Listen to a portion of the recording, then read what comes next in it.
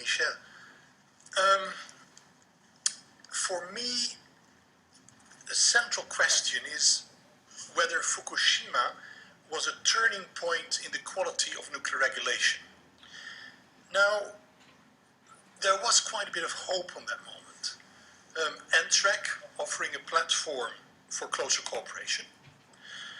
We saw the French regulator ASN pushing its strong position of stronger independence and larger transparency.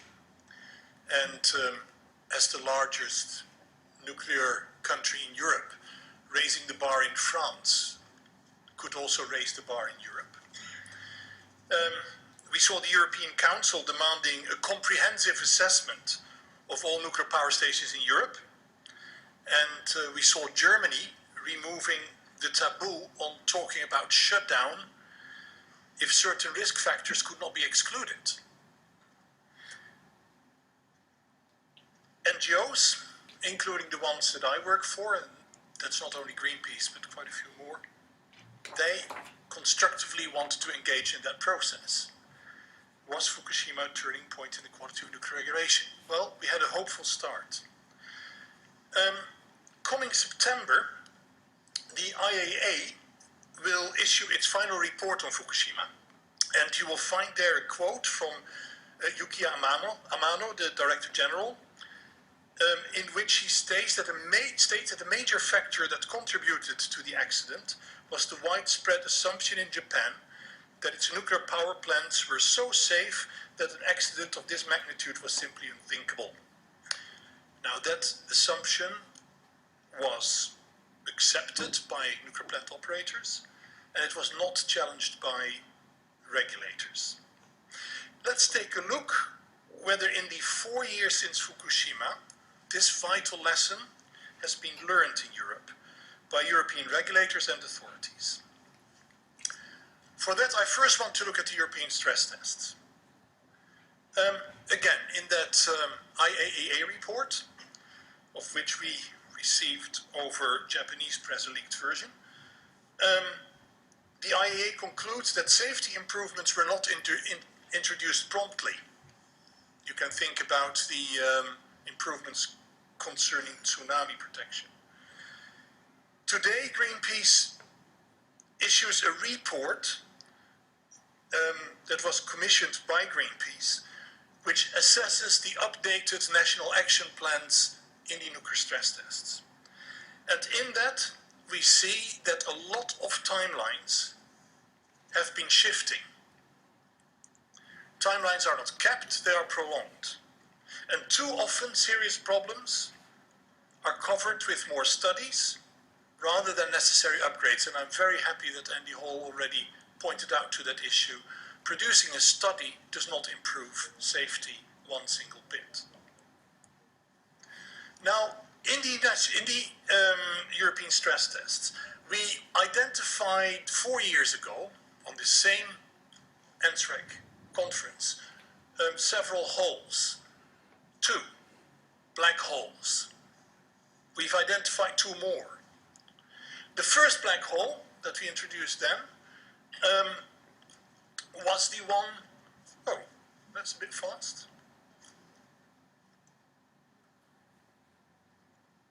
Seems there's one missing. Oh no, that's okay. This was the report, yeah. The first black hole is nuclear security. The IAEA criticized the situation in which several organizations with different roles and responsibilities in complex interrelationships led to a lack of clarity who was responsible for what and who could decide what. Now, that is also the situation with nuclear security in Europe. We had the European Council's ad hoc group on nuclear security, the AHGNS, I'll just call it the ad hoc group. They had a report, but that report was a dud. It was insufficient and it was non-committing. In the meantime, we see that there has been no Europe-wide cooperation between those who know something about security, that's the many security services, and those who know something about nuclear technology, That's you, the regulators. In contrary, ENSREG was kept out of the door of the closed ad hoc group sessions. In the meantime, we saw former Energy Commissioner Oettinger continue to state that aircraft crashes were part of the nuclear stress tests, while we all knew they weren't. We saw last year confusion around dozens of drone incidents in France and Belgium, a security issue. We saw the Spanish national authorities rather clamp down on our activists, the Cofrentes 17, demanding outrageous jail sentences and toughened penalties instead of going into dialogue with Greenpeace about the security issues they raised. Last August, the Hungarian nuclear regulator saw no problem in sending a trainload of spent nuclear fuel through a country in a state of civic war. Nuclear security is a problem, a daily problem, and we have not seen any step forward since Fukushima. Only the German Ethics Commission for Safe Energy Future seemed to accept that every nuclear power station in principle can be brought to a catastrophic situation with the use of internal or external violence, be it sabotage, terrorism or war. But in large, Europe continued with business as usual. The ad hoc group has not improved that situation in any meaningful way. Its focus was wrong, its lack of cooperation internally was wrong, its lack of cooperation with regulators was wrong, its lack of transparency and cooperation with civil society was wrong. That is more than disappointing, that is dangerous. The second black hole, emergency preparedness and response. We've already heard a bit about it. The IAEA will stress in September that defense in depth means improving mitigation measures. Because the ultimate mitigation measure of emergency response failed miserably for many people in Fukushima. And in Europe, the work on it came basically to a halt. We still see Antwerp threatened by aging power stations without an adequate idea how to evacuate hundreds of thousands of people within a matter of 2 days. Firefighters in the Panne still have no idea how to react when there is a multi-reactor accident in Gravelines. People in Luxembourg have easier access to iodine prophylaxis than their neighbors in Belgium when Cattenom faces a problem. Emergency drills in Slovakia are still communicated as sufficient when they only address INES 5 accidents. Do we really know how we will deal with an INES 7 accident in Mochovce? The Hungarian authorities plainly refuse to address emergency preparedness and response in any sufficient way in the PAX 2 environmental impact assessment. The UK ONR seems to condone the misconception that it would be impossible for Hinkley Point C to ever see substantial emissions of radioactive substances. Europe is still too scared to address the issue of nuclear liability. No one can count on sufficient compensation after an accident. We just have to draw that conclusion at this moment. The new nuclear transparency watchdog organization, Nuclear Transparency Watch, tries to push the discussion forward. But even 4 years after Fukushima, we've not been able to get national authorities make a full stress test of their emergency preparedness and response provisions on the basis of lessons of Fukushima. The third black hole. Fukushima hasn't ended. Also after 2012, there are lessons to be learned. I suppose you follow what happens in Fukushima, don't you? I do. Just a few out of many. What about post-emergency radioactive water management? Anybody done anything about it? What about building integrity management after natural disaster damage and or explosions? What about the need for availability and use of robotic equipment for investigation and measurement work, as well as for debris cleaning?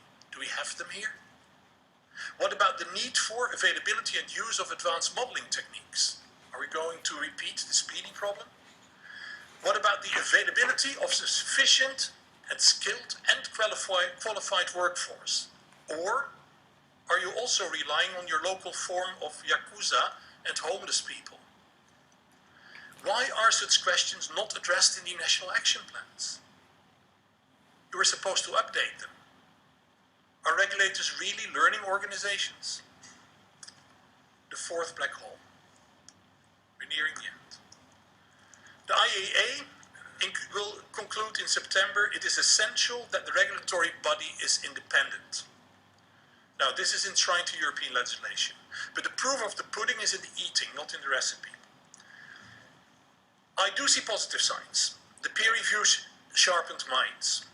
I see non-nuclear country regulators, Austria, Luxembourg, Greece, Ireland, forcing other regulators to justify and sometimes question their positions.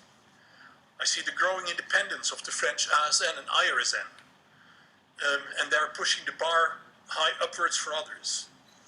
But we also saw that the Hungarian regulator sent the country's #1 nuclear promoter, Mr. Assadi, as its so-called independent experts to the peer review teams. By the way, Mr. Assadi is now the Hungarian government's salesman of the PAX-2 nuclear construction project. Assessing nuclear independence within ENSREG is difficult. He that is without sin amongst you, let him first cast a stone. St. John 9 verse 7. I understand that. So transparency appears to be the only tool that can shine a light on this issue. Let me give you some more light. The 2012 incredible revolving door case of Jukka Laaksonen of Stuk, moving without break to Rosatom. As a reaction, regulators from the Czech Republic, Slovakia, Slovenia, Sweden and Belgium continued to try to convince me that revolving doors are inevitable in small countries. And my question is, are they really? The Swedish and Belgian regulator actively, in the last year, delivered advice to their governments how to circumvent greater and legally prescribed transparency around the issue of nuclear plant lifetime extension. I've got the letters here.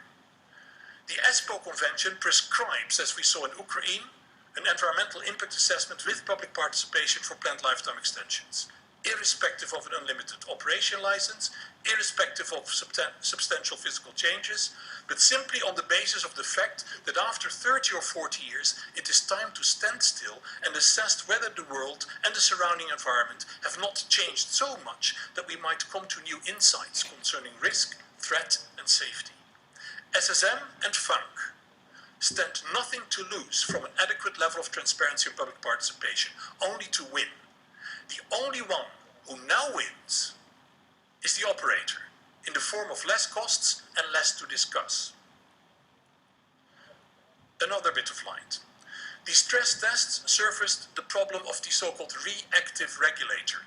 The regulator that has not sufficient human capacity in the form of skilled staff, not sufficient budget, not sufficient support from independent technical support organizations to be able to actively look for weaknesses, actively suggest improvements, or actively demand shutdown. Is it really sufficient when only ASN can boast such a proactive position in Europe? Is it really acceptable to wipe that aside with reference to different cultures? Transparency and public engagement only work when authorities are open to it. It is not sufficient that that only shows in France with its increased independence of ASN, with its local information committees. And we still have serious concerns about France. ASN is under extreme pressure to cave in. Will it only look at the results of safety upgrades at this moment and not at the fact that 20 years lifetime extension to recoup investments will mean de facto a net increase of risk? The EBRD and Euratom make that mistake already in Ukraine. Will ASN stick to its advice to use the Hinkley Point C vessel head for destructive analysis? FUNK is still doubting to demand the same from NG Electrabel in the case of the hydrogen flakes. The Czech SVAB states that original welding documentation is not necessary in case of an alleged faulty weld in the primary circuit. Will ASN survive such pressures? Well, we will keep watch, and I hope they do. But the rest of Europe's regulators are lagging miles and miles behind ASN. My conclusions. We need a more ambitious and thorough implementation of the stress tests. If the operator wants to do more studies, good. But shut shut your reactor down as long as uncertainties remain. Does the operator need more time to install filtered vents? Okay, shut down the reactors until it has happened. 2. Close the first black hole. We need a more serious, coordinated and open, yes, open assessment of security issues. And nuclear regulators should have an active role in pursuing that and not hide behind a lack of mandate. 3. Close the second black hole. We need a fundamental stress test of emergency preparedness and response for ENES 7 accidents. And regulators should have an active role in pursuing that and not hide behind a lack of mandate. Close the third black hole. We need ENSREG and all regulators to assess the Fukushima lessons from after 2012. Close the fourth black hole. Clean up our nuclear regulatory system of all remaining dependency from licensees and nuclear promoting structures. No more articles in nuclear promotion material. No more revolving doors. No nuclear gurus as advisors. We need open discussions with everybody with sensible input, also when they are critical about nuclear power. Get independent information committees, locally and nationally. Don't share the room only with pro-nuclear mayors. Become proactive instead of reactive. Don't be scared to be clear about consequences of non-compliance. Never again use the sentence, "We have to remain friendly, otherwise we do not get sufficient information." The Energy Union, the European Council and the European Commission call for Europe to have the highest level of nuclear safety in the world. If we take that seriously, we need nothing less than a sincere round of self-critical analysis within the world of ENSREG. We as Greenpeace and wider civil society are willing to help with that. Will you be too scared to invite us? I hope not. Thank you for your attention.